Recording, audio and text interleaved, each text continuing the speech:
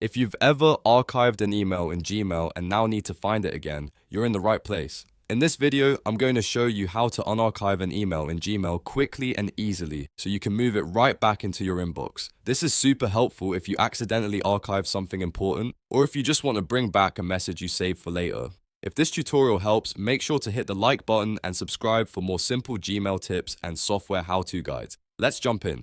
First, open Gmail by going to mail.google.com in your browser. Once Gmail loads, look for the search bar at the top. This is where you can find archived messages because archived emails are not deleted, they're just removed from the inbox. In the search bar, type archive and then press enter.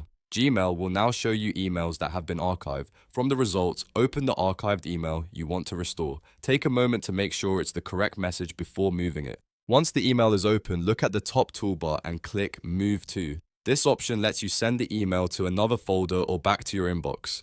After you click it, a menu will appear. From that menu, select Inbox. As soon as you do that, the email will be moved back to your inbox immediately. And that's it. Your archived email is now restored and easy to find again. If this video helped you, don't forget to like, subscribe, and turn on notifications for more quick Gmail tutorials. Thanks for watching, and I'll see you in the next one.